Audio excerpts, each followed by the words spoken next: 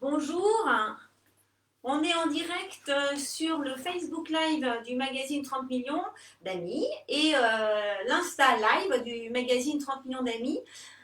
Aujourd'hui, c'est le deuxième Facebook Live de la rédaction. Il y a un petit problème.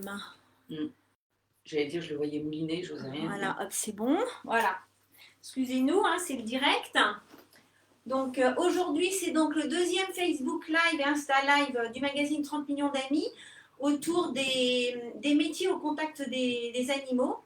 Ce deuxième Facebook Live, en fait, il sera consacré à une partie des métiers au contact des animaux. Donc, il figure dans ce numéro qui est actuellement en kiosque, où on aborde 50 métiers au contact des animaux. Les métiers dont on va parler aujourd'hui, c'est les métiers des services et de l'élevage. Donc, ces métiers, ça peut être, pour ceux qui ne connaissent pas, ça peut être toiletteur, éleveur, canin et félin, éducateur, canin ou félin, dog ou cat sitter, c'est celui qui vient garder votre chien chez vous ou qui le garde chez lui, promeneur de chiens, pensionneur, vendeur en animalerie, handler, community manager, enfin il y a plein de métiers comme ça autour de ce secteur. Donc on va peut-être attendre un petit peu pour savoir s'il y a du monde qui nous écoute. Je demande à... Ça mouline. Alors moi je le vois, je vais me rapprocher pour savoir. Bon, on va encore attendre un tout petit peu. Ça commence à monter. Donc, 17 personnes. Ouais. Donc voilà, donc dès qu'on sera un petit peu plus nombreux, on va démarrer. Alors, simplement pour que vous sachiez, on a avec nous aujourd'hui Anne-Marie Lerueil, qui est présidente du SNPCC. Donc, Anne-Marie va nous expliquer en quoi ça consiste. J'attends juste le feu vert pour savoir si on démarre vraiment. Pour vous, c'est bon? Je suis en direct, mais comme j'ai dû me déconnecter de mon profil Facebook, je peux pas voir les commentaires. Je vois que tu es en direct. Bon, je pense qu'on va démarrer quand même. Moi, ce que je vois sur mon ordinateur, c'est qu'on est pas mal. Vous êtes 18. Voilà. Bon, alors voilà, ça va faire venir tout le monde. On va commencer. Donc, bonjour Anne-Marie Lerueil. Merci de vous joindre à nous. C'est quand même notre deuxième Facebook Live, donc c'est quand même une expérience inédite quand même. Y compris pour moi. Voilà. Donc, alors, le SNPCC, c'est quoi exactement? Alors, syndicat national des professions du chien et du chat. C'est l'organisation professionnelle qui représente les métiers du chien et du chat, donc les métiers dits de service, les toiletteurs, les éducateurs canins, les pensionneurs et les éleveurs de chiens et chats. Tous les métiers sauf les animaleries. Nous ne représentons pas les animaleries. D'accord. Voilà. Donc, vendeur en animalerie, ça c'est vous pas chez nous. pas. D'accord. Ok. Donc, vous connaissez bien la filière, vous connaissez bien les formations, vous connaissez bien les débouchés, vous connaissez bien les salaires. Oui. Donc, on vous invite, amis Facebookiens et Instagrammeurs, à nous poser toutes vos questions, à poser à Anne-Marie Lerueil toutes vos questions.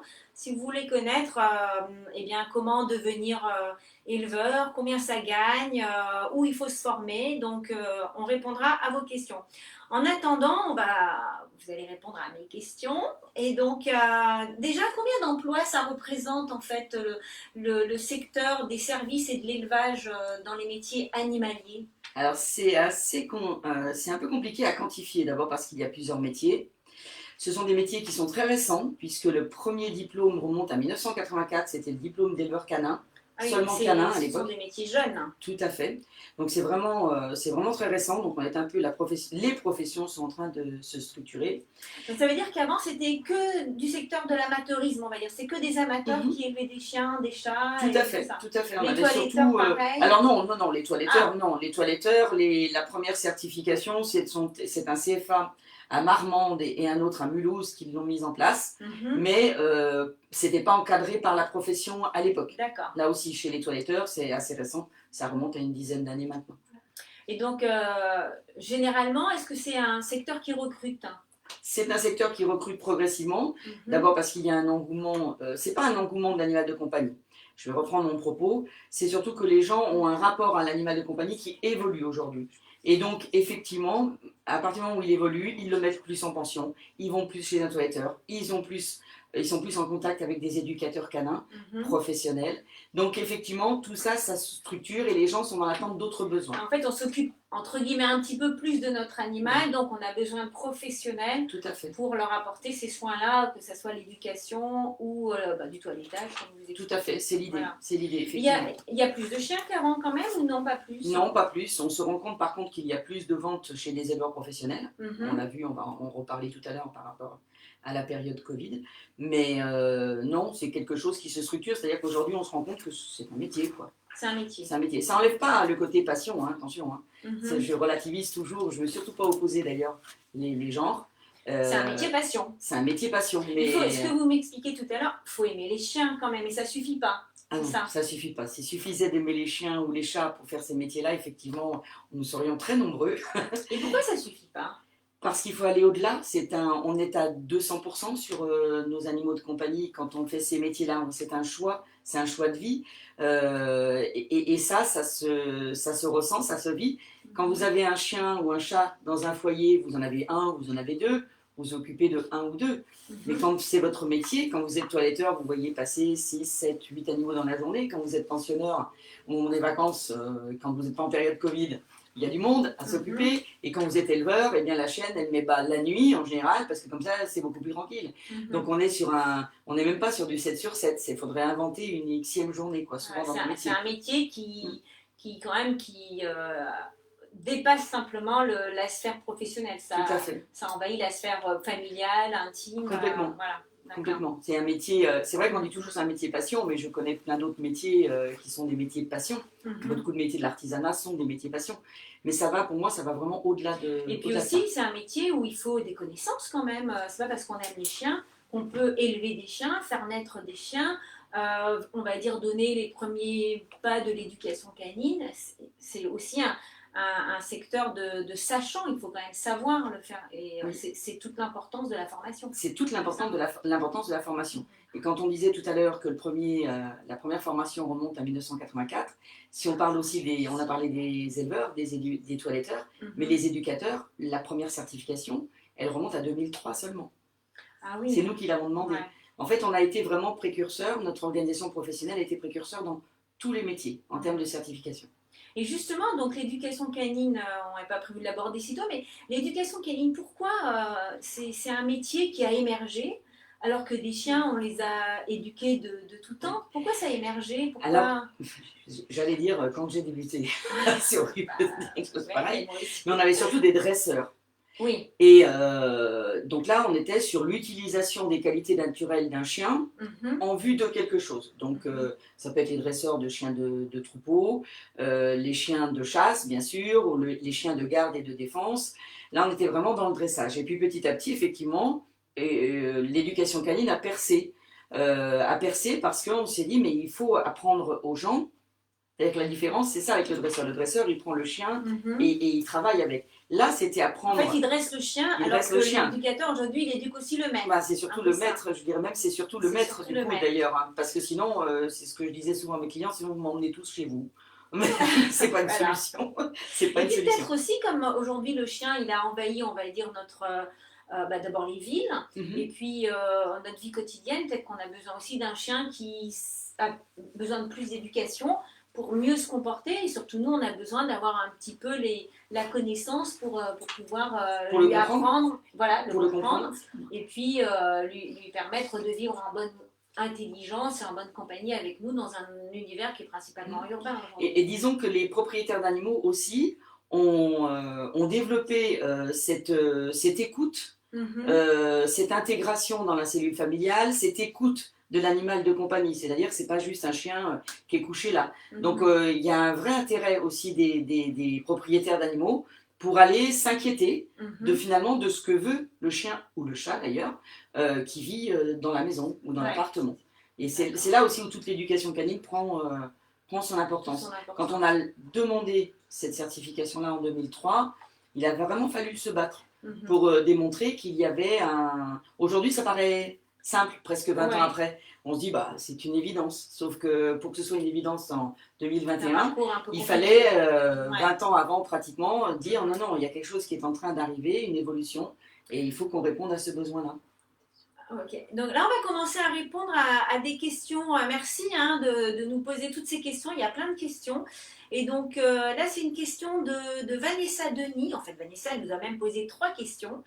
Combien gagne un éleveur professionnel? Est-ce que vous pouvez donner un chiffre? Voilà. On va dire d'abord professionnel, ça veut dire que C'est-à-dire c'est un que, métier, alors, c'est un salaire c'est principal. voilà, c'est ça. Il faut tout. Alors, c'est le sujet qui est toujours délicat à aborder, c'est parce que vous avez des gens qui sont éleveurs professionnels avec 3 ou 4 chiens ou 3 ou 4 chats. Oui. Ça n'enlève pas leur qualité de De professionnel. professionnel. Donc, il faut bien différencier le côté professionnel Du salaire qui du permet salaire, qui est d'ailleurs de la personne qui dit je vais vivre voilà, d'un de revenu ce métier-là, principal. d'avoir un revenu. Voilà, comme vous et moi, on tire notre Voilà, c'est-à-dire qu'il n'y a pas de pouvoir honte à d'achat de avoir. notre salaire. Exactement. Et donc d'avoir au Voilà. C'est pas un minimum. complément de revenu. Ah non. Et il y en a qui l'ont. Oui, Attention, oui. pour certains c'est le cas. Hein. Mais dans la question qui est posée, Ouais. est-ce que c'est vraiment Voilà. le fait de dire voilà, moi je veux vivre de ce Mm, métier, mm. est-ce que je peux? Il y a 20 ans en arrière ou 30 ans en arrière, c'était compliqué hein, moi, Mhm. de dire ça. Aujourd'hui, les jeunes que l'on accueille en formation, on leur dit oui, allez-y. Et ce sont eux qui nous tirent vers le haut, justement, parce que Mhm. justement, eux, on leur dit, vous allez enfin pouvoir vivre de votre métier. Maintenant, il ne faut pas penser gagner des millions. Mais c'est pas grave, c'est pas ça qui est important. L'important, c'est d'avoir quand même, j'oserais dire, le minimum syndical Voilà, pour pouvoir, vivre. Mais il faut quand même arriver à travailler avec les animaux en bonne intelligence, dans le respect des animaux, et tout en ayant le respect de soi-même aussi, du métier qu'on exerce, et donc de la famille, parce que Oui. c'est une jeune fille, ou une jeune Oui, dame d'ailleurs, Vanessa, ouais. qui nous a écrit, mais voilà, il y a une famille, donc il y a une famille à faire vivre, des enfants peut-être à élever, donc c'est normal qu'on Mais s'intéresse à alors, ça. quand je vous écoute, ça veut dire que quand on est éleveur, en fait, on est à son compte. Hein. Alors, peut pas être salarié. si on peut l'être, ça commence à arriver, des salariés, des jeunes Oui. qui sont issus de nos formations et qui sont salariés dans des structures. Dans un gros Mais élevage. Dans Des dans gros élevages. Alors, le gros élevage, J'aime je pas. le mets entre guillemets, j'aime pas d'abord. Ouais. J'aime pas parce que Je sens, hein. ça oppose à petit, puis gros, ça veut Ouais. dire quoi? Encore une fois, ce qui est important, c'est les moyens qu'on va se donner en face. Et moi, j'ai toujours défendu le fait qu'aujourd'hui, les jeunes que l'on forme, leur objectif, c'est d'être comme dans tous les métiers, d'être des salariés, et puis un jour de reprendre nos entreprises, parce qu'il va bien falloir qu'on prenne notre retraite aussi. Et si on veut que nos animaux ils continuent à être dans des structures qui sont correctes, il faut bien qu'on transmette ça. Mais c'est vrai qu'aujourd'hui, la majorité sont quand même des gens qui sont à leur compte. Et dans alors, l'élevage. pour donner une réponse à Vanessa, en moyenne, on va dire, si on est salarié, c'est au minimum le SMIC. Alors non, ça va plus que ça. Alors là, je prends mes notes, voilà. parce que j'ai plus les montants en tête. On laisse, En fait, ce qu'il faut c'est dans comprendre, 30 millions, hein, vous aurez tout ça dans 30 millions d'euros. c'est écrit, hein, et comme c'est moi qui l'ai dit, je vais essayer Voilà. d'être d'accord. Et la source, c'est Anne-Marie, donc... Je vais essayer d'être d'accord avec moi-même. C'est-à-dire que les personnes qui travaillent dans les métiers du toilettage, de l'éducation canine ou de l'élevage, ou les agents animaliers par exemple, relèvent de ce qu'on appelle une convention collective. Oui. Et la convention collective, elle fixe le minimum des salaires. De base. Le salaire de base. Et donc un éleveur canin, en fonction du diplôme obtenu, alors vous pouvez gagner plus, hein, mais en fonction du diplôme obtenu, on va dire le diplôme de base. le diplôme de base, c'est 1 592 €. Donc c'est un peu plus que le SMIC. C'est un petit peu plus que le SMIC. Un petit peu plus que le SMIC. Et on peut aller D'accord. jusqu'à 1 713 même, selon le diplôme. Ah oui, donc... Selon si on a un niveau 4, un niveau bac, par exemple. D'accord. Et on peut être éleveur, commencer la formation à partir de quelle classe? Le collège, Dès la 3e? troisième. Dès la 3e. Oui, dès la 3e. D'accord. Donc soit le jeune peut partir en bac pro, le bac Mhm. pro conduite et gestion d'une entreprise du secteur canin et félin, soit pour les jeunes, je vais dire les jeunes qui aiment moins l'école, faire un BEPA, un brevet professionnel agricole, option éleveur canin. Ce qui leur D'accord. permet ensuite de passer directement en première bac et donc faire sur 4 ans en fait, aboutir en 4 ans. Sur... Ah oui, donc c'est une formation solide, hein. Oui, Ah bien ouais, sûr, c'est une oui. vraie formation. Alors, Vanessa, toujours, là, il y a plein de questions. Alors, on va peut-être... Alors, il y a une question autour du brevet de maîtrise comportementale canin-félin. Quand il sera disponible, on abordera ça à la fin. On aborde à la fin. Voilà, à la Maintenant, c'est fin. important, oui. Voilà, il y a Charlotte qui nous pose une question autour du certificat ACACED.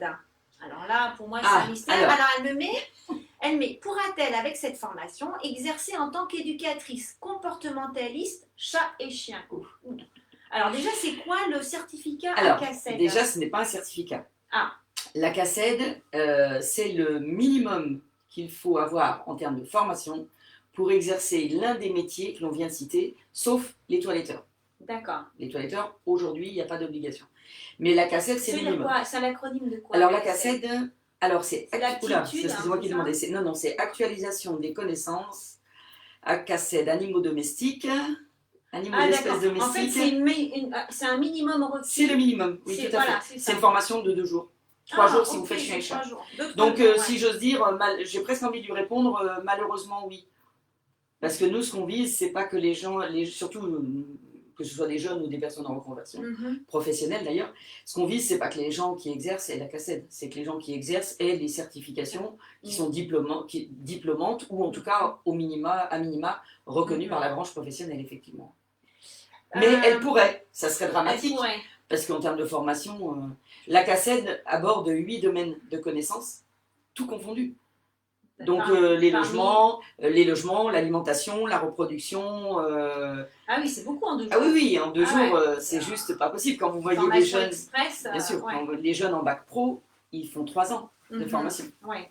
Mais vous avez une formation adulte selon l'âge de la personne. Il y a également le BPREA, le brevet professionnel d'exploitant agricole avec l'option canin félin. D'accord. Et on n'a pas abordé l'élevage félin. Est-ce que, autant on peut dire que l'élevage canin, comme il y a quand même, on va dire, des débouchés importants, est-ce que l'élevage félin, aujourd'hui, on peut être professionnel et en vivre? Enfin, professionnel, on est d'accord. Mais voilà. Moi, personnellement, je connais essentiellement des gens qui font ça en complément de revenus. Ce qu'on appelle en activité secondaire. Voilà, en activité secondaire. Est-ce qu'il y en a qui peuvent faire ça en revenu principal? Il y en a? Alors, il y en a, oui, il y en a. Dans notre conseil d'administration, je pense à quelqu'un qui doit m'écouter d'ailleurs, et qui justement vit de cela en chat, bien sûr. Mais c'est vrai que l'élevage félin a démarré un peu plus tard par rapport à l'élevage canin. Et donc, il suit la progression de l'élevage canin? Oui, il suit bien la progression. Ok, donc... alors, il y a une question de Charlotte Septi qui compte passer justement le fameux ACACED. Ah ben non, mais c'est ça en fait. Est-ce qu'elle pourrait exercer en tant que comportementaliste chien-chat? Mais c'est pas suffisant. Éducateur comportementaliste, en plus, c'est quand même... on en parlera tout à l'heure. On avait prévu d'en parler après, mais c'est quand même encore... C'est pas suffisant. C'est un minimum requis, mais il faudra quand même aller plus loin. Oui, il faut vraiment aller... Je ne sais pas quel âge a Charlotte, mais il y a peut-être d'autres... formation plus complète. Alors c'est pareil, ça regroupe un peu la même question. C'est une question de l'Elex Momo, donc je ne sais pas si c'est Insta ou si c'est Facebook. De toute manière, on répond à tout le monde, évidemment. Alors justement, quelles études permettent de devenir éducateur?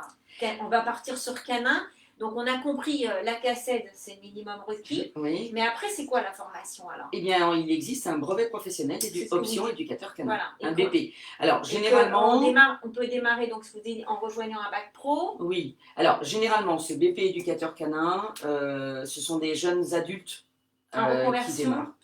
Non, des jeunes adultes. Parfois des jeunes qui ont fait un bac pro conduite et gestion d'une entreprise du secteur canin et félin qui partent ensuite en BP éducateur canin, mais aussi souvent des adultes en reconversion, donc des formations de 9 mois du coup. Parce que le BP éducateur canin, vous pouvez le faire en 2 ans par la voie d'apprentissage, et sinon en formation adulte en 9 mois. D'accord. Et justement, cette formation, en fait, ça ne peut pas se faire sans chien. Une formation d'éducateur canin. Ils vont dans les entreprises, ils doivent être accueillis dans les entreprises. Non, alors c'est ça en alternance. La formation adulte, oui, il faut qu'ils aient ils ont en général un chien, de toute façon au moins un chien. Mais en tout cas, c'est une formation qui se fait par la voie de l'alternance. Donc à partir de là, ils vont dans les entreprises. Ils sont au contact d'un professionnel, d'accord, on ne les lâche pas. Alors, toujours Vanessa, qui décidément veut travailler avec les chiens, et donc elle aborde les formations pour porter secours à son animal. Sont-elles obligatoires pour ce type de métier? Donc je suppose que c'est pour les métiers d'éducateur. Non, ça fait partie des formations. Ça fait partie de la formation, ce qu'on appelle la formation continue. On continue à se former tout au long de notre vie. Enfin, normalement, on est censé se former tout au long de notre vie. Voilà, exactement. On fait un exactement, c'est ça l'idée. Donc voilà, non, c'est pas une formation dite de base. Voilà, donc alors là, il y a des choses que je lis, je ne comprends même pas, mais bon, je pense que vous allez Je vais essayer de traduire. C'est une question de Marie Bly. Oui. ou blé. Alors, elle dit les diplômes bénévoles, type. Alors, je sais pas ce que c'est qu'un diplôme bénévole. Diplôme bénévole, je ne connais pas, mais on va Type comprendre ce qu'elle veut dire. MEC1, École du Chiot, MEC2, Rien à voir. sont-ils reconnus? Non, C'est pas quoi du tout. ça? Alors, ce ne sont pas des diplômes. Il faut faire très attention au vocabulaire qui est utilisé. Voilà, donc Ce Marie, ne sont pas des ce sont diplômes. pas des diplômes. Mais ce sont des formations qui, si je ne me trompe pas, sont celles d'un organisme, d'une association, on va le dire comme ça. Je suis en train de chercher, voilà, mais qui ne sont pas du tout reconnus par la profession. D'accord. C'est reconnu en interne, c'est-à-dire que eux, ça fait partie de leur certification. En fait, mais ce ne sont oui, pas dans des la certifications profession, c'est un peu comme dans toutes les professions. Il y a des diplômes qui sont entre guillemets reconnus par l'État. Donc, alors le terme diplôme, oui, c'est uniquement quand pour c'est les diplômes reconnus par par l'État. Et reconnus, ça va même plus loin que ça. Reconnus par l'État, ce sont les bacs pro, ce sont les bacs généraux, bien sûr, les CAP, les BEP, enfin tout ce qu'on connaît. Voilà. Et ensuite, vous avez des certifications professionnelles, comme on va peut-être en parler tout à l'heure pour les toiletteurs ou même le brevet de maîtrise, le certificat technique des métiers, le CTM, le BTM, le brevet technique des métiers, le BM, le brevet de maîtrise, qui est encore au-dessus pour les éducateurs comportementalistes. Et là, ce sont des titres, des certifications professionnelles de la Chambre des métiers, de CMA France. Donc, quand c'est de la Chambre des métiers, c'est reconnu par l'État. C'est inscrit au RNCP. Il faut faire attention au vocabulaire, il faut bien dire. Il y a plusieurs choses. Il y a reconnu par l'État, il y a inscrit au RNCP, c'est-à-dire le répertoire national des certifications professionnelles. Mais ça ne suffit pas encore. Il faut que ce soit encore reconnu par la branche.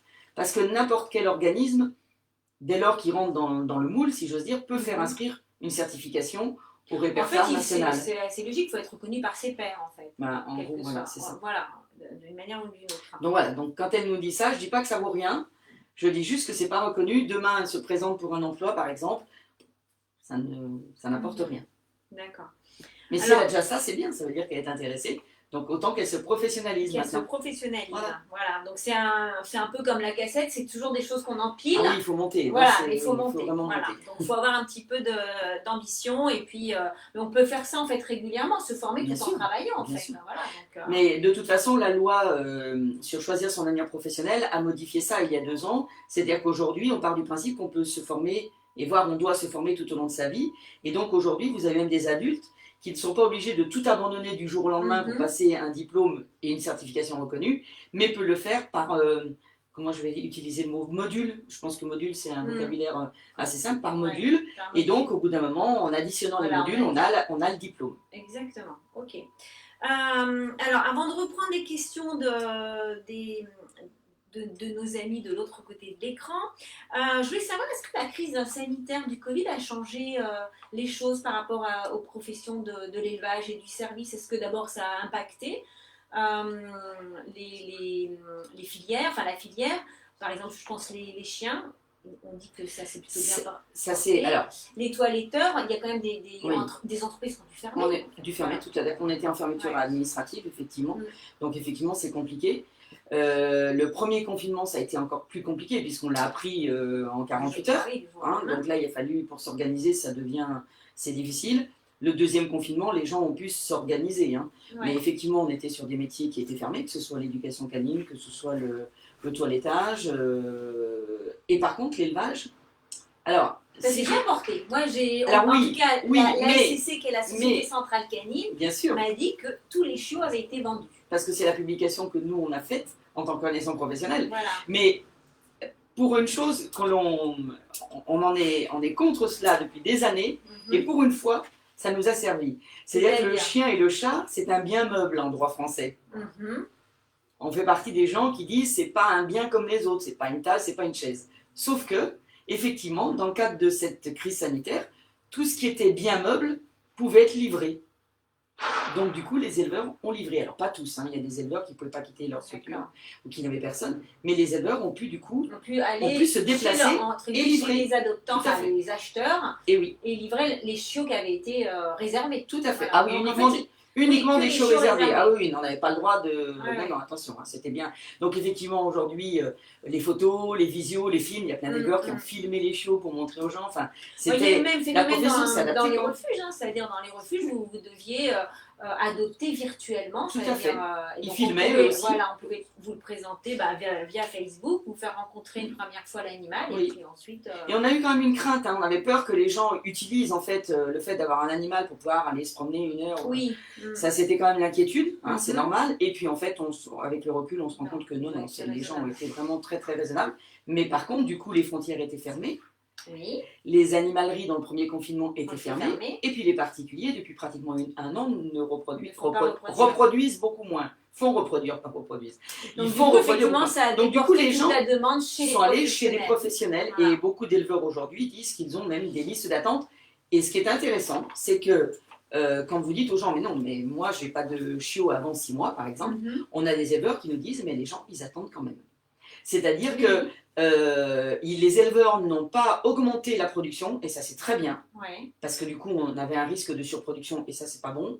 Mais par contre, les gens, Ce sont eux, les on leur a dit, acquéreurs vous qui voulez ont- vraiment un chien ou un Qui chat? veulent bien Eh bien, vous patienter. attendez. Et les Mm. gens ont pris le. Et ça marche. Tout à fait. Bon, bah, c'est plutôt Il y a un retour rassurant. aux sources, je pense. C'était plutôt un retour.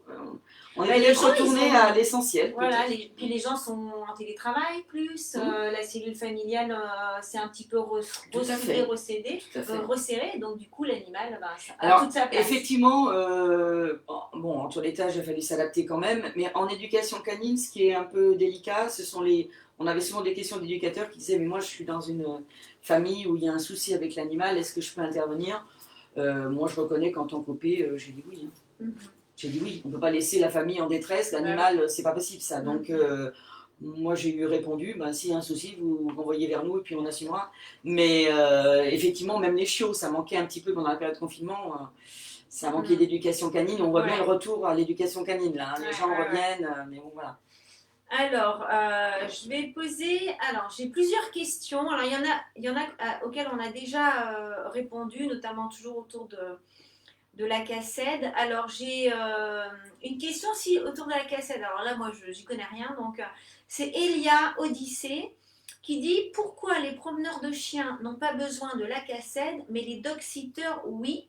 N'est-ce pas de la concurrence déloyale? Enfin, pour moi, promeneur de chiens et dog-sitter, c'est pas la même chose. Alors, Mais c'est bon. pas la même chose, mais de toute façon, les promeneurs de chiens doivent avoir la cassette. Ben voilà. Donc, ça du répond. coup, la réponse que j'apporte, c'est que s'il y a un promeneur de chiens qui n'a pas la cassette, c'est que ça va pas. C'est que ça va pas. C'est pas de la concurrence déloyale, c'est pas ce qu'il faut. c'est de la concurrence déloyale, mais parce que quelque chose n'est pas fait comme Parce il faut. qu'il n'a pas suivi les Tout à règles. fait, Hein, oui, voilà. oui. Alors, qu'est-ce que j'ai d'autre alors, on va pas parler de dominance chez le chien, parce que là, on est vraiment sur, sur des métiers, on n'est pas sur on va du pas chien. être d'accord sinon. Oui, puis on n'est pas sur on n'est pas sur le comportement du chien. Là, aujourd'hui, on va parler des métiers, des formations, des filières. Non, mais si je peux me permettre, Oui. je pense à un éleveur qui nous a fait une remarque il y a 2 jours. Qui a mis sur Facebook d'ailleurs un appel d'un client qui disait je veux un chien mais qui soit un oméga parce que j'ai déjà un alpha chez moi. Enfin, la chose à faire bondir les éleveurs, les éducateurs canins. J'ai dit c'est pas possible qu'on parle encore comme ça aujourd'hui quoi. Ouais. Faut, voilà, donc chien dominant, s'il vous plaît, arrêtez chien, avec ça. Voilà, ça fait longtemps que ça a été prouvé que ça n'existait pas. Alors, une autre question de Karine Chambon. Enfin, déjà, je vous félicite parce qu'il y a beaucoup de questions, beaucoup de réactions. Donc, Karine qui veut savoir, peut-on faire auxiliaire vétérinaire et éducatrice canin félin? Est-ce intéressant professionnellement? En gros, l'idée, ça Elle veut faire les deux. On aurait 2 métiers pour pouvoir avoir un salaire. C'est possible. Je pense que c'est quelqu'un qui est ASV, donc là, c'est pas notre partie, c'est la partie vétérinaire. C'est ça qu'on a vu la semaine dernière avec Thierry Bélissa. Mais ça n'empêche pas, effectivement, d'avoir en activité secondaire d'être éducateur canin. Voilà, en fait, il n'y a pas d'interdiction d'avoir 2 métiers dans la vie. Et donc, de faire le matin ou une partie de la semaine un métier, une autre partie de la semaine un autre métier. Surtout si cette personne est, si elle est ASV, c'est qu'elle est salariée. Ouais. Alors qu'éducateur canin, elle va le faire à son compte, en tant qu'indépendante. Éducateur canin, c'est pareil. On peut chambre des métiers, compte, artisanat, attention. C'est artisanat. Et on peut être à son compte et on peut être aussi salarié. Oui, mais salarié d'une entreprise. D'une entreprise. En éducation canine, on a souvent ça dans l'élevage ou la pension. Qui embauche des éducateurs. Et alors canins. justement, c'est une question de Marmitrux Henrion qui dit que est-ce que le métier d'éducateur canin est un métier d'avenir? Déjà, il a explosé. Bah, alors, En 20 ans. me dire ça à moi qui ai fait partie de ceux qui l'ont mis sur le haut du panier il y a plus de 20 ans, vous savez, enfin il y a presque 20 ans maintenant, on est qu'en 2021, donc ça fait 18 ans. Moi je me souviens quand je l'ai présenté la première fois, d'ailleurs vous avez reçu Thierry Bedossa la semaine dernière, Oui. à l'époque il était président de la SFC et il m'a demandé d'intervenir Mhm. sur ce sujet, moi je me souviens de ça à l'époque. Eh bien, je peux vous dire qu'il y avait des sceptiques dans la salle hein, qui disaient mais attendez, C'est vous pas êtes un en train de métier. mettre en place un diplôme, il n'y a pas assez de boulot pour nous. Je dis non, mais justement, il faut une profession, il faut l'encadrer par des certifications et ensuite cette profession explosera, ce qui est le cas aujourd'hui. Ce qui est le cas aujourd'hui. Donc c'est un métier d'avenir, on peut rassurer Marmitruc sans Oui, mais il faut se former. Mais il faut se former. C'est Voilà. hyper important. De toute manière, ce métier-là, c'est. Bon, il y a, on va dire, la formation de base, puis après, c'est bouche à oreille, ça fonctionne beaucoup sur la réputation. Sur la réputation, et puis il faut se former tout le temps. Tout le temps. Voilà. Bien sûr. Tout ce qui touche au scientifique, la connaissance scientifique du comportement animal, c'est quelque chose qui est là aussi en plein développement. Il n'y avait pas beaucoup de choses qui concernaient les chiens et encore moins les chats. Donc il faut vraiment s'appuyer sur les compétences d'éducateurs professionnels qui ont cette connaissance-là. C'est très très important. Parce que dire qu'un dominant, ça n'existe pas, c'est pour le propriétaire lambda, ça ne veut pas dire grand-chose. En plus, il ne doit pas comprendre parce que ça fait des années qu'on lui dit que son chien, c'est peut-être un dominant. Donc, il faut vraiment avoir des gens qui ont... En fait, il est juste mal élevé. Ça peut être ça. Mais ça peut être ça. Ça peut être ça aussi. Ça peut être ça. Mais il faut vraiment les diriger vers des professionnels. D'accord. Et donc, on va... Alors, ce sera la dernière question sur les éducateurs canins, parce qu'après, on va passer aux toiletteurs. Quand même, ça serait bien. Les éducateurs canins. Oui, c'est un métier qui intéresse beaucoup. Quel est le salaire pour un éducateur canin au début? Voilà. Donc ça, tout ça, c'est toujours dans le 30 millions d'amis. Alors, comme le BP, effectivement, comme le BP éducateur canin, c'est un niveau bac, c'est un niveau 4, Ah ouais, donc, on est sur du 1713 euros par mois. Voilà, pour démarrer. Voilà. Et le brevet de maîtrise, il sera au-dessus, mais ça, on en parlera l'année prochaine avec toujours la même revue. Voilà. Alors, on va parler alors justement des toiletteurs avant de parler, justement, pour éclairer un peu sur... Maintenant, voilà. Donc, ça serait plus cool. Oui, peut-être. Alors, à ce moment-là... Le brevet de maîtrise éducateur comportementaliste. Voilà. Oui. Donc, c'est quoi ce brevet de maîtrise éducateur comportementaliste? Canin félin. Canin félin, voilà. Facile. Donc on l'a annoncé dans le magazine en disant qu'il serait, on va dire, mis en place dans l'année 2021. Voilà. Alors ça consiste en quoi et pourquoi c'est faire? Donc là c'est pareil, on est sur un niveau bac plus 2. Ce sera plus simple de parler comme ça aux gens si je commence à leur dire que c'est un niveau 5. Ils vont pas, c'est difficile à suivre. Et effectivement, il y avait ce besoin d'aller plus loin parce que il y avait d'abord un besoin de clarification aussi. Hein. C'est-à-dire qu'entre ceux qui mettent, moi je me souviens d'une députée un jour qui m'a dit, Madame Leray, il suffit de mettre une pancarte marquée comportementaliste et ça y est, je suis comportementaliste. Donc effectivement, c'était quand même un souci. On ne sait pas trop voilà, où était la limite des uns et des autres. Ce qu'il y a de sûr, c'est que dans le brevet de maîtrise éducateur comportementaliste, on sait où est la limite entre ce que les éducateurs comportementalistes vont pouvoir faire et la limite avec la profession vétérinaire. Et hors de question. C'était important de clarifier. C'était très important de clarifier tout ça. Et il y a des éducateurs comportementalistes qui ont de vraies compétences sur des problématiques particulières dans le cadre de la cellule de la vie de famille ou dans l'exercice d'une profession, ou quand vous êtes avec des familles qui ont des personnes avec handicap, où là, il faut aller peut-être un peu plus loin dans la façon de travailler avec la famille. En fait, ils seront capables d'analyser le problème de comportement de votre chien par rapport à la famille. C'est ça qui est important aussi, c'est ça qui est important, bien sûr. Et donc, ça sera, on va dire, ça sera fait quand alors? Alors, on est en la branche professionnelle a reconnu la formation. Donc déjà ça c'est une première étape faite, terminée. On a déjà eu une première session ce qu'on appelle, on est en expérimentation, on appelle ça. C'est-à-dire pendant 2 ans vont venir plutôt des gens qui sont déjà du métier et qui vont venir valider ou pas leurs connaissances et leurs compétences. D'accord, donc en fait ils viennent valider, mais il n'y a pas une formation autour. Pour le moment, les écoles sont en train de se l'approprier, les centres de formation sont en train de se les approprier, et puis ensuite c'est une formation qui pourra se dispenser par l'apprentissage. Ça comportera quoi? En fait, il faut avoir bac plus 2, donc ça durera sur un an. Ça donnera un bac plus 2. Ah oui, c'est sur 2 ans. Non, c'est vrai qu'on dit toujours bac plus 2, mais c'est l'ancien niveau 3 qui est maintenant le niveau 5. D'accord. Il y a eu l'inversion des... Donc, ce serait une formation sur un an. Sur un an, d'accord. Et c'est pareil, pour l'instant, vous n'avez pas le détail des matières ou Non, des si on l'a, mais compétences là, qui je seront vais validées. Mais là, voilà. oui. Donc, de toute manière, on vous tiendra On en informé. reparlera de ça, On en oui, parce que reparlera, c'est important. voilà. Donc, ce qu'on disait justement, peut-être qu'en juin, on refera Ça serait bien de refaire Facebook quelque Live chose. en juin. Vous serez, pour les plus jeunes d'entre vous, à la fin de votre année scolaire. Donc, on pense surtout au troisième. Mais aussi à ceux qui sont en première ou en terminale. Donc à ce moment-là, si vous nous en faites la demande, mais probablement qu'on organisera un Facebook Live, un Insta Live d'orientation, voilà, qui vous permettra d'y voir plus clair et de faire vos choix d'orientation. Alors maintenant, on va parler pour finir des toiletteurs. On a 10 minutes, hein, parce qu'on aura fait 45 minutes. Ah, quand même. Voilà, ça va vite. Et donc, le métier de toiletteur. Alors, est-ce que c'est un métier qui est récent d'abord? Non. C'est pas récent. Non, quand même pas. Voilà. Alors, il y a une chose qui est horrible, mais on va le dire, mais ça évitera de le dire, c'est que les toiletteurs ont souvent été appelés les coiffeurs pour chiens. Oui. Bon, voilà. Genre caniche à sa mémère. Voilà, souvent, genre caniche à sa mémère. Une fois qu'on a dit ça, voilà. bon, voilà, maintenant on l'a dit, donc on n'en parle plus. Comme ça, il n'y a pas de sujet. C'est une profession qui est...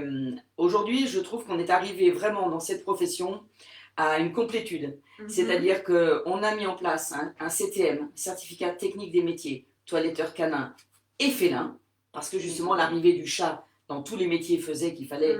Là aussi, hein, au début, on nous a dit, certains nous ont dit, mais ça ne sert à rien, le chat. Aujourd'hui, on se rend bien compte que c'est important, qu'il y a eu un choix qui a été fait par la profession et qui se justifie aujourd'hui. Là, on est sur le toilettage, je dirais, assez courant. On a mis en place un brevet technique des métiers, donc un niveau au-dessus. Donc là, ça veut dire qu'en 3 ans, on a un niveau bac. D'accord ? Donc là, pour tout ce qui est chien d'expo, par exemple aussi, tout ce qui est compétition, mais savoir toiletter non plus en fonction des lignes morphologiques de l'animal, mais au-delà de ça, dans le cadre d'une compétition, savoir mettre en valeur les qualités ou camoufler les défauts. Là, c'est presque de l'art. Hein. Ah, mais c'est de l'art. Ouais, le toilettage, c'est de l'art. Hein, c'est de l'art. Et puis, il nous manquait quand même encore un palier, surtout pour développer de l'emploi dans la profession. C'est-à-dire qu'aujourd'hui, les toiletteurs, bon, il y en a qui ont des salariés, bien évidemment, des apprentis. On a à peu près, cette année, on a signé à peu près 150 contrats d'apprentissage. Ah oui. Ah oui, on a monté en peu de temps, là, en très peu de temps, on a beaucoup. C'est très intéressant et très important. Et souvent, les toiletteurs me disaient, mais t'es bien gentil à vouloir comprendre des apprentis, mais on n'a pas de quoi embaucher quelqu'un. J'ai dit, il faut trouver pourquoi vous n'avez pas de quoi. Et en fait, en creusant un peu, alors je vais revenir du coup au coiffeur, en creusant un peu, je me suis dit, c'est vrai que dans certains métiers, il y a des gens qui préparent pour les autres derrière. Et donc, on a mis en place... Il y a celui qui vous lave les cheveux. Voilà, il y a celui qui vous lave les cheveux, et puis après, le coiffeur, il arrive. Voilà. C'est pas le même. Et c'est pas le même. Et donc, on s'est dit, c'est là peut-être qu'il manque quelque chose, une étape. Donc, en amont, pour les jeunes qui sortent de 3e, qui n'auraient pas forcément tout de suite le niveau pour intégrer un niveau CTM, par exemple, partir sur un CQP. Un CQP, c'est un certificat de qualification professionnelle, assistant toiletteur. D'accord. De manière à ce que le toiletteur, lui, après, n'ait plus qu'à finaliser, entre guillemets, le travail. Donc, à partir de la 3e, on peut être assistant toiletteur. On peut aussi être assistant toiletteur. Voilà. Et on l'a vu pendant la période Covid, par exemple, quand il a fallu, quand on a fait nos réunions avec nos professionnels, notre commission toilettage, j'ai dit quel est le besoin immédiat. Et là, tout de suite, ils m'ont dit si notre CQP il était en place, qu'est-ce qu'on aurait gagné du temps? Parce que toutes ces personnes qui n'ont pas pu amener leur chien ou leur chat chez le toiletteur pendant la période Covid, c'est tout juste si les toiletteurs ne se faisaient pas disputer, je vais dire ça comme ça, au téléphone parce qu'ils n'avaient pas à la première heure un rendez-vous. Quoi. Ce qui était impossible, techniquement parlant, hein, on est bien d'accord. Même si on a augmenté l'amplitude horaire, il y a un moment, on ne peut pas prendre plus que ça. Et effectivement, si à ce moment-là, certains toiletteurs avaient eu des assistants toiletteurs, ils auraient pu répondre plus vite à la demande. Voilà, que à la coupe. Et quand on est toiletteur, en fait, on est aussi commerçant. C'est un peu comme le coiffeur, vous vendez des shampoings. Moi, j'ai déjà vu chez les toiletteurs, on vend des accessoires. Des shampoings, des accessoires, voilà, donc bien sûr. on peut quand même avoir une vraie activité commerciale, économique. Aussi, à côté, bien entendu. Voilà, il faut la être plupart des commerçant. toiletteurs, oui, bien sûr. Voilà, il faut être commerçant. Alors là, on a une question. Comment sont fixés les tarifs de toilettage? La France est un pays libre. Voilà, donc comme tous les tarifs. Il n'y a pas une base, par exemple, les coiffeurs, on sait que pour une couleur, la moyenne, c'est en fonction de la région. C'est libre. En tout cas, les tarifs sont libres. Si on En prend fonction la des taille du régions, chien. effectivement, ça peut jouer.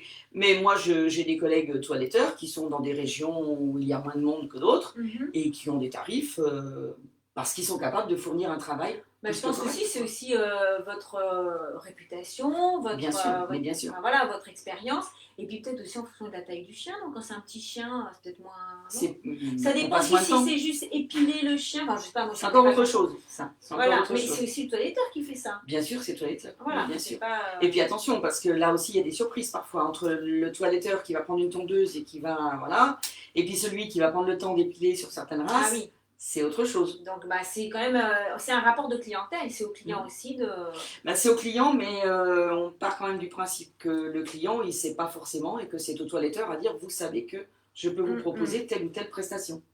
Alors justement, par rapport au contrôle, ça me fait penser à une question que j'ai vue au tout début. Le rôle du syndicat, est-ce que c'est de contrôler De contrôler. de contrôler, voilà. Est-ce que votre rôle c'est de contrôler par exemple les diplômes des éleveurs, des toiletteurs? Ah non, pas contrôler, Ouais, pas vous dans ce n'êtes pas sens-là. un organisme de contrôle. Non, non, surtout Vous pas. êtes en fait un On est, organisme. on est là pour promouvoir un métier. Donc on est là, Voilà. effectivement, quand on se rend syndicat, compte. c'est pas un organisme. Non, non. Et de quand on se rend contrôle. compte qu'il y a un souci ou un besoin, il faut qu'on anticipe. C'est pour ça que je le dis souvent. On en a parlé de l'éducation canine tout à l'heure. Là, on vient d'en parler de toilettage. Il faut avoir l'idée de se dire qu'est-ce que je veux pour la profession dans 5 ans, dans 10 ans. Voilà. Pas En fait, aujourd'hui, vous parce qu'aujourd'hui, organisez la c'est- profession, mais Mais vous bien ne sûr, mais bien contrôlez sûr. pas les professionnels. C'est pas Par contre, ce qui arrive, c'est qu'on ait des clients qui contactent le syndicat en Vous disant signalez. j'ai eu affaire à tel professionnel, il se passe Et dans ça. ces cas-là, vous faites quoi alors? On a un médiateur. On a un D'accord. médiateur qui est adossé à notre organisation professionnelle et donc on lui renvoie le bébé. Mais effectivement, ça nous arrive d'avoir des gens qui nous disent voilà, je suis allé chez un toiletteur, regardez mon chien avant, regardez mon chien maintenant.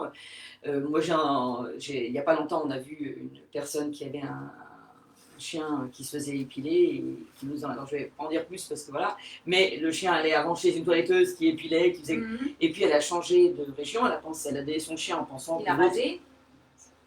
Et C'est c'était un un peu chien. comme notre coiffeur, Là, ça a des fois, on fait- dit en sortant, bon, il m'a un peu raté quoi. Là, c'est plus que raté quand Donc, même, on parce y- que là, on y c'est retourne pas. un peu dramatique. Ouais. Mais Bah voilà, on y retourne Voilà. pas, c'est un peu. on en sourit, mais la personne ne souriait pas, quoi. Voilà. Donc bah, je pense qu'on n'a pas d'autres questions, donc sauf si Je pense il y qu'on a a une bien fait le ultime, tour. mais je pense qu'on a, voilà, on a bien fait le tour avec C'est tout Anne-Marie. métier, oui. Donc de toute La manière. pension, on n'a pas parlé de la pension. Ah oui, on n'a pas parlé de la pension. La pension Vous qui est avez une... encore 3 minutes, on va parler J'ai de la 3 pension. minutes, alors je vais faire très vite, Ouais. d'autant que c'est un métier qui souffre pas mal Avec le pour le Covid. coup du Covid, Mhm. puisque la pension, les gens ne partent pas en vacances, ils ne mettent pas leurs animaux Voilà, en pension. on les Donc confie pas. on s'est beaucoup bagarré pour qu'ils soient sur la fameuse liste S1bis, la fameuse liste des aides du tourisme. Ah oui. Et oui, d'être considérés comme professionnels liés aux qui sont- des professionnels bien qui sûr. sont impactés Et alors? par rapport au tourisme. C'est très difficile, on a des collègues vraiment en difficulté. Mhm. On a des clients qui appellent encore en disant allez je pars, mais là vous voyez ça va se ralentir avec les annonces que nous aurons Bah, très dis donc, certainement on peut à aller 18 Dunkerque heures. le week-end, On hein. peut déjà plus aller à Dunkerque, on ne veut pas descendre en PACA non plus, donc ça va devenir Voilà. à nouveau compliqué. Ouais. Et la pension là aussi c'est un vrai métier, c'est-à-dire qu'on ne se contente pas, aujourd'hui c'est terminé, qu'on ne se contente pas de mettre un chien dans un Ah box. bah oui. Alors là j'aimerais quand même donner, si vous me le permettez, Oui, non, mais de m'accorder 2 tout minutes est de permis. plus. Parce que souvent on lit, faut aller chez les gens, mettre votre chien en pension chez les gens parce que les pensions ils sont dans des box. C'est la loi qui nous oblige à ça. Faut pas Ouais. l'oublier déjà. Donc on a des obligations légales. Et n'oubliez pas que quand vous avez un professionnel de la pension, vous avez avant tout un professionnel. Mhm. Quand vous confiez votre chien, alors si c'est un dépannage chez le voisin, moi je veux bien. Mais si ce sont des gens qui font ça de façon régulière, Mhm. sans être des professionnels, n'oubliez pas que ces gens ne sont Quand pas c'est un assurés. commerce, hein. Ils ont pas, c'est Voilà. un véritable commerce Ouais. parallèle.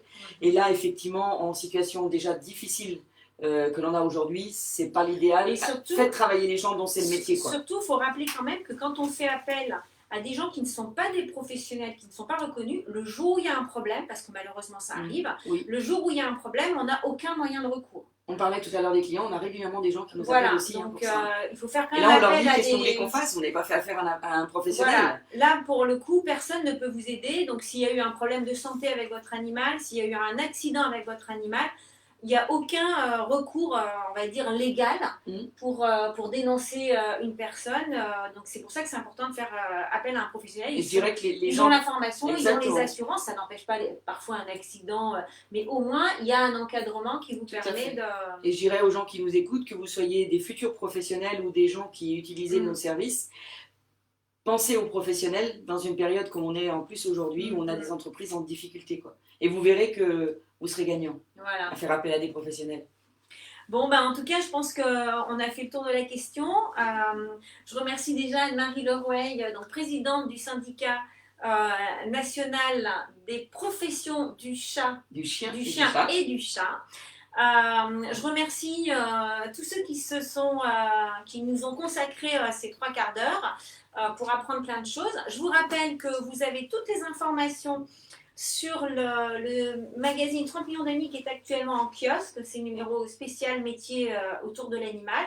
Ce magazine, il est disponible aussi sur Internet en version digitale. Et il faut savoir que la version digitale, elle est augmentée d'une 40aine de pages où vous avez tous les établissements qui proposent les formations des 50 métiers qui sont signalés dans ce numéro. Si vous ne le trouvez pas en kiosque, il faut le commander sur animaux-online.com, c'est le site de la rédaction. Donc vous le commandez, on vous l'enverra. C'est un des numéros les plus forts de l'année, donc on en a plein à vous envoyer. Et si vous avez des questions, eh bien n'hésitez pas à continuer à poser des questions sur Facebook ou sur Instagram. On vous répondra, on enverra éventuellement, si on ne sait pas répondre, les questions à Anne-Marie. Et on vous donnera les coordonnées du SNPCC, je vais avoir du mal. Et puis nous, on vous donne rendez-vous lundi prochain, donc le lundi 1er mars à 15h, parce que là, on abordera la filière du cheval. Donc c'est aussi beaucoup de métiers passion, qui font rêver beaucoup de jeunes et moins jeunes. Et on va parler des métiers du cheval avec Tiffaine Drouot d'Equiresources. Equiresources, c'est un organisme qui s'occupe de l'emploi dans ce secteur particulier. Voilà, merci à tous. Je vous dis bye bye. Merci. À lundi. Merci Anne-Marie. Merci beaucoup. Et on va couper. Ah bien.